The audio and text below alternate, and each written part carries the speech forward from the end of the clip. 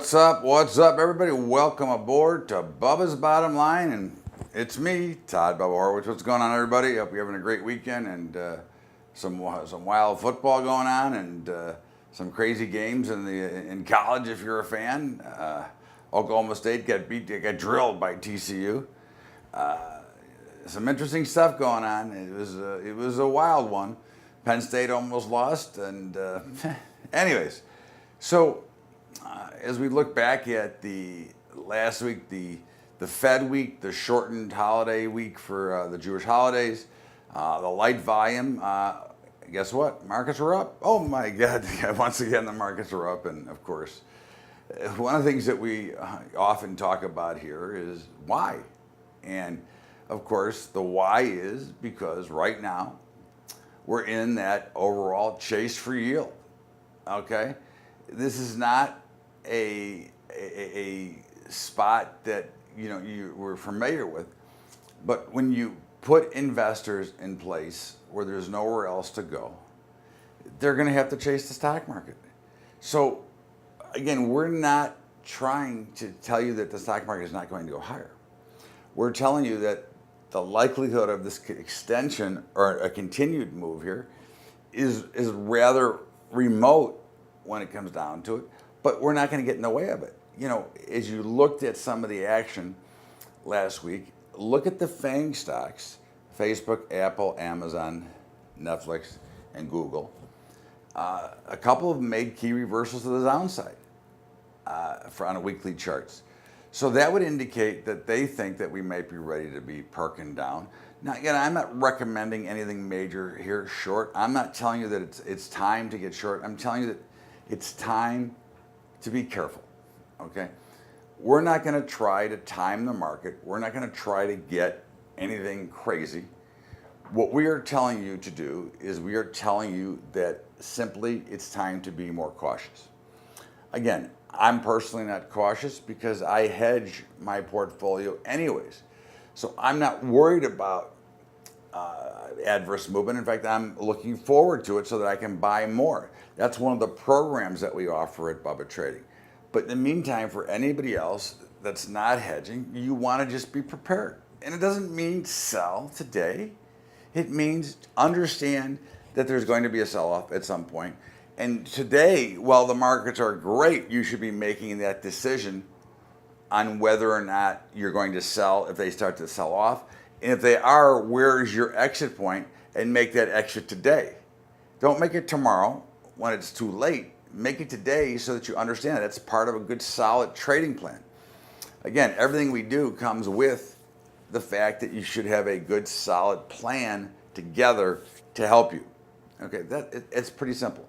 Now, looking back at last week a little bit, again, markets were torturingly higher. Okay, especially if you're a trader, there was no volatility, not good. But if you look at a couple of the good things, or at least a couple of the good things that are being told as good things, and I would beg to differ, okay? The Fed, all right, the Fed decision. Was it good or was it bad? Well, first of all, our good friend over at the Federal Reserve, Dr. Janet Yellen, kept using the word idiosyncratic. I counted an over and under of 12, okay, in about a 20-minute speech. Now, I don't like speeches. I have to go get the dictionary out to listen, to try to figure out what the hell she's saying. But I think it was the usual double talk Fed that had no idea of what they were going to do next. And I have to ask this question, and we'll cover this later as well, but why can't we raise interest rates if the economy is as good as they say it is? It's always the interesting conundrum, okay? You tell me one thing and you're doing something else. Doesn't make a lot of sense. And then corporate earnings outlook. Now, of course, the corporate earnings outlook is good. Well, and why is that? Well, first of all, corporations are holding a record amount of cash because they're not spending it on anybody. They're not spending it on anything, okay? They're accumulating it, all right? So you think that it's great and the earning numbers will look good, But is it really great? And again, not to be contrarian, but I beg to differ. People are not working. We talked about last week. Real wages are falling. Okay, so what good is it that the small or the minority is holding a record number of cash? What does that do for me and you? That's what I'm worried about. I'm not worried about the rich. I'm worried about the middle class. That's been always been my bandwagon since the beginning. I'm worried about the average pop and mom and pop, whatever, and worried about that. Okay, and then of course, the bad from last week would be existing home sales missed again. All right. Well, they keep telling me how cheap rates are and interest is everything, and we're selling. Where? Again, this goes back to if the bank will not provide liquidity, okay, where am I going to go? How am I going to get the money? So this is something that, again, it goes back to the same story. Notice how these always relate back and forth. And then you've got rail traffic declining. What does that mean? Okay. Bueller? Anybody? Well, no, just kidding. Rail traffic means very simple. There's less goods being shipped. Okay? Rail is a huge shipping point. There's less being shipped. Why? Because at the end of the day, we're not making any new product. We're not bringing in any new product because we have no sales. We have retail that's in the toilet. Right? Again, it's like, okay, Best Buy's in trouble. All of them are in trouble. All right? And because there's Amazon, okay, because there's other online providers, because logically, unless you want to make a day trip to go out and shop with your family or whatever, or with the boyfriends or girlfriend, whatever you're doing, okay, then what do I need retail for? What do I need a store for? So I can try it on, okay, so I can touch it and feel and look at it? Well, one thing nice about, for example, Amazon is I can send it back if I don't like it. So should I waste the time to drive, let's say 25 minutes or 30 minutes? You have to find a place to park. Okay, maybe the weather's bad, maybe it starts raining, right? And then go to the store and walk around, right, and look and find out that most of the stores are carrying a much skinnier inventory, so they might not even have what I want. And then have to drive back home, maybe walk in the rain, right, and then come back home. So I just wasted, let's say, 2 hours, all right, and maybe a couple gallons of gas. So now I'm paying about $5 more for a product, okay, that I can buy on Amazon. They'll deliver it. They'll take it back. I don't have to get wet. I don't have to go out and park. I don't have to do anything. And I get it delivered to my door. So what's a better way? All right? And this is what I think has changed. And not because it should change, and not because it shouldn't be, we shouldn't take advantage of sometimes better pricing, but what you've done with your retail ice age, what you've done with your Fed policy, what you've done with this ridiculous economy is you've shut out the middle class that, when you think about it, if I waste 2 hours and $5 or $10, right? And then if I might go to lunch or whatever, but if I waste, let's say, simple, let's say I waste $5 plus the time, okay, and go out to the store. Well, $5 buys me a Happy Meal at McDonald's plus. I mean, almost any restaurant, any fast food restaurant, I can eat a full meal for $5. All right. Now, again, you're laughing and saying, "Hey, that doesn't make sense." What do I worry? I'm not worried about $5. Well, if you're not working, you're worried about $5. All right. So these are the problems that we have and that continue to grow among us. Not to mention that America's going broke. Okay. I mean, at the end of the day, just look at the debt to GDP. Look at the amount of debt we have in general. Where is this money going to be made up from? Okay, this is something that is not going to be made up so quickly.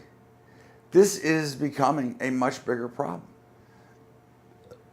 Debt is the death of all markets eventually. And when you look at the debt that we have created, my God, Where did we think how did we think we're going to pay it back? And yet now we're going to have to create so much more debt. Now, again, obviously for very sad reasons, some major hurricanes, some major damage. But do you think that it's great and it's healthy that we are at a record amount of debt? And the debt comes from those who can't afford to pay it back. As you know, I have Dr. Bob Schwartz on my radio show, who's an economist from London, and his opinions are they're going to have to write down this debt. All right, now there's no banker; they don't have the stones to go ahead and write down this debt, but it's going to have to be written down. There is no way it's going to ever be paid. So now you've got corporations holding records amounts of cash, all right, that they've accumulated, so they can buy back their stock. They can do all the things that, once again, don't benefit you and me. Okay, again, not that I'm against them. I'm just saying that what they're doing does not benefit the growth of the economy. Every company should be concerned with the growth of the company. But of course, they are very short-sighted as well. They're like the banks and like everybody else. They're in it for just themselves and very short-sighted about where we go next. Okay?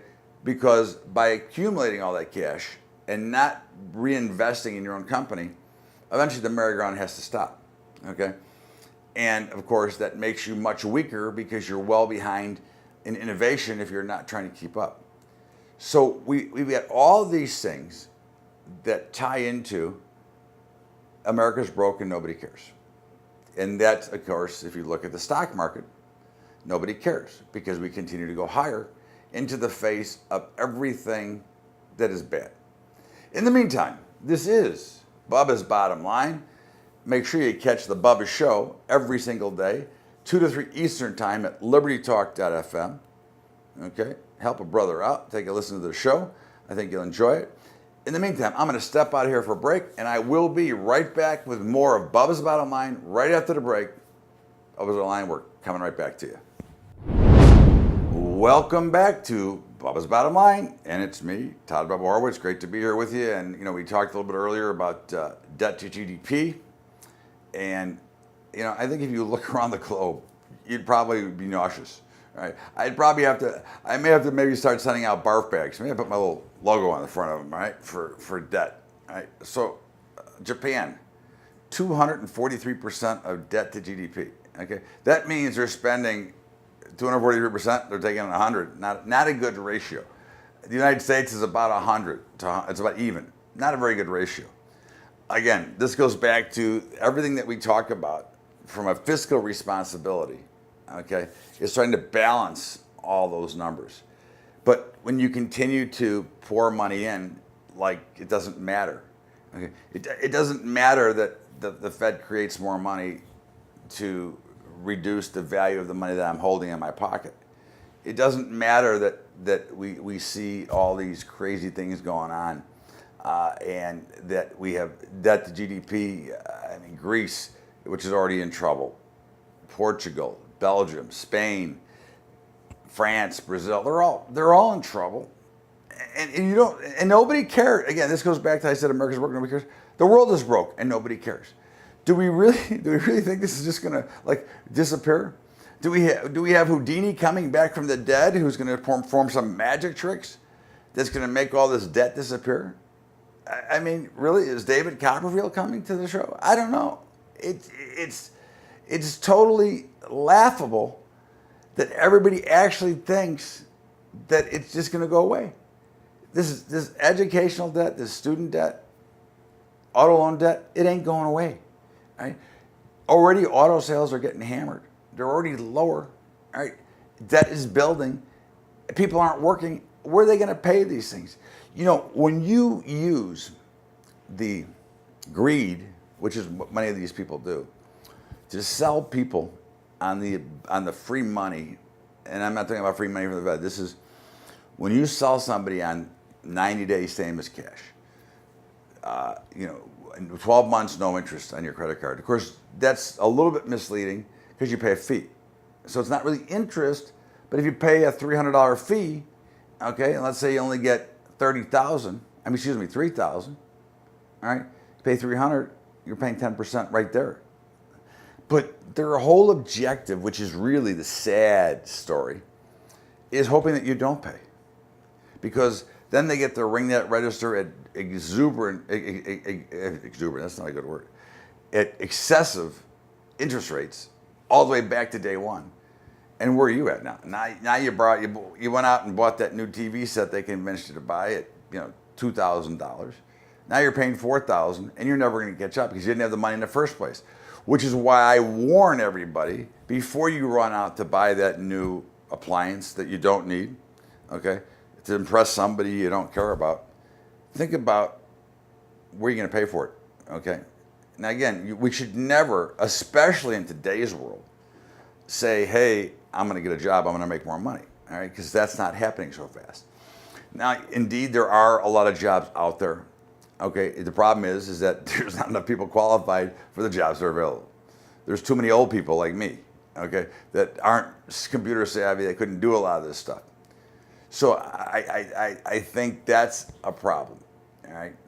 Now, of course, we always make a little bit of time to talk about Bitcoin and the gold markets and the currency markets. And, what do we see here? Well, we saw the Fed announcement bring a big rally to the dollar, to bring a big sell-off to the euro, but that's already kind of reversed already.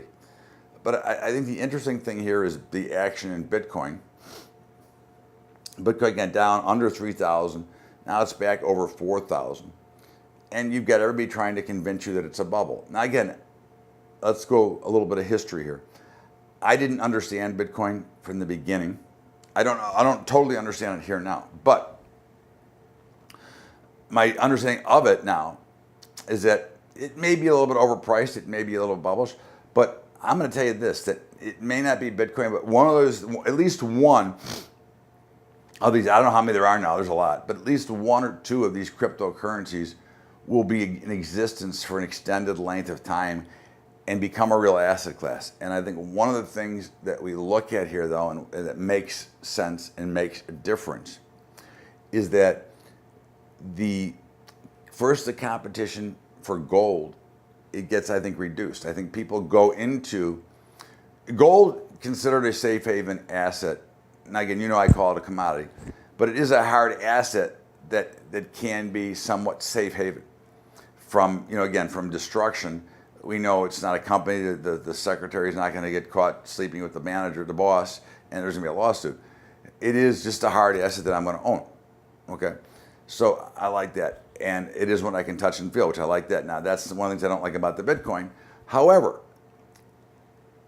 the owning a free market currency in Bitcoin, which is truly a free market, there is no interference, there is no Fed. It is strictly driven by price discovery and a true market. Okay, that's what I want to see, is a true free market, true price discovery. And that is what Bitcoin and all the others are driven on. They're open 24 hours a day. They bid and offer all day long. People are trading it, but whatever. So that gives you a free market. Now, the technology that delivers all this, I guess called the blockchain, is already in use with many, many places. And my understanding, again, I don't understand it completely, but my understanding of it is it's quite a fascinating technology. And I've told you before that China and Russia already use it. And Jamie Dimon came out with his BS and said it's a bubble, or it's a Ponzi scheme, whatever he said. Look, Jamie Dimon may be a great CEO. I don't know personally, but Jamie Dimon stole Bear Stearns right from underneath the stockholders. Jamie Dimon is part of the central banking system, which is not very good in my opinion. And Jamie Dimon is somewhere involved, in my opinion, again, these are more spec facts, but is more involved in some of the underworkings of some of these things. And he's trying to convince everybody that they should go lower and that they're not very good. And I think this is one of the problems that I find, is that the big banks tend to try to mislead the average investor. And when they do that, that typically creates a lot more problems than good. And that's where I think it's a bigger problem. Again, I don't know for sure. Okay, I am going to buy, I'm saying this for the last couple of weeks, but I'm going to get in. I just had trouble opening an account. it's above my pay grade to understand the technology to even get there. But at the end of the day, it looks like it's the real McCoy. It looks like it's something to play with. It looks like it's something that can grow. And I think certainly among younger people, it's something. Now, my son actually, who is going to work for Edward Jones, or is working for Edward Jones now, said that he was going to buy some for himself. Now, again, why would some, what do they think? Well, again, they understand a little bit. And this is something that, again, gives you the true free market to trade and to hold on to your currency. It also allows you to be, if you want to be more mobile with your money and be able to, go to Japan, go to China, wherever you want to go, you have always a bigger sum of money to deal with. Like you can't carry 10,000 cash, or you're not supposed to carry over 10,000 cash out of the country. Okay, so these are things that work. But again, we go back to this whole Bitcoin bubble deal. It could be a little bit of a bubble. Again, I don't know that it's not a little bit of a bubble, but I think it is here to stay. I think, in my opinion, I'd say the stock market is a bigger bubble than Bitcoin. Okay, that's just the way I see it. This is Bubba's Bottom Line. Todd Bubba Horwitz. Make sure you check out the Bubba Show every single day at libertytalk.fm, 2 to 3 Eastern. I'm going to step out here a break, come back with my commentary after the break. Bubba's Bottom Line, Todd Bubba Horwitz. We'll be right back. Welcome back to Bubba's Bottom Line, and Todd Bubba Horwitz here, and of course, to all my Jewish friends and people that celebrate, Happy New Year. And of course, we've got the Yom Kippur coming up next Saturday. Okay, so let's get right into it. All right, my commentary. I obviously follow the Federal Reserve. I follow their meetings. I want to know what's going on, and it's beyond me how we can have an organization such as this controlling, being the most powerful in the world. I mean, the central banking system, the Fed, is actually more powerful than the president, because he or she who controls the money controls the game. Okay? Remember, it's always about the money, right? So there was no question that the Fed was not going to raise rates. Now, my first question here is why? Okay, if the economy is as good as they say it is, now they keep telling me what a great recovery we've had. Now, if there's anybody out there that thinks we've had a great recovery, please email me at bubba@bubbatrading.com. I want to hear from you. Again, I'm not against you. I want to hear. But I ask this question a lot, and I never get a positive response. So if you do think that's the case, email me. Again, I'll discuss it. I'll put it on this show or my radio show. I'll talk about it. I'm not going to tell you you're wrong. I don't know. But what I know is what I see. And what I see is not very good. Closing restaurants, closing retail, people not working, people not making enough money. Okay. But the Fed and the government, they keep telling us how good the economy is. We're past the recession. Well, of course, you know that I say we never left the first recession. Somebody asked me the other day, well, when do you think the next recession is coming? I said, we haven't gotten out of the last one yet. So what am I worried about the next one? Now, this continuing battle to get inflation, $4.5 trillion to try to create inflation. Why did they need the $4.5 trillion to create inflation? What were they trying to accomplish? Well, the first thing they were doing is they were bailing out the banks. I don't give a crap what they say. They're bailing out the banks. They're giving them the money. All right. Now, it doesn't work. You don't get inflation when money doesn't go to work. Monetary policy is very interesting. We call it a lot the velocity of money. And if the Fed would have done their job properly, they would have created the velocity of money, which would have created natural inflation, instead of what they're trying to create, which is artificial inflation. And the problem with their version of inflation is they want to inflate my assets so I can pay more taxes on them, so that I can pay for the stupid debt program that they built and the $20.5 trillion that we're in debt right now. So that's a fallacy, because again, if it was so good, we would be raising rates. There wouldn't be a question here. But they have made room for a lot of these peer-to-peer lenders, and you hear them advertising every day. You don't think they're paying that big money for advertising because they're not getting people to call them that don't need the money. I mean, you really? Okay. So now, all right, so Janet Yellen comes out with her big meeting, big speech, and we're not going to raise rates. No surprise. And she talked about how they're going to unwind the balance sheet. They don't have to unwind it. They can let the bonds go to maturity and take them out. But we're going to let paint dry.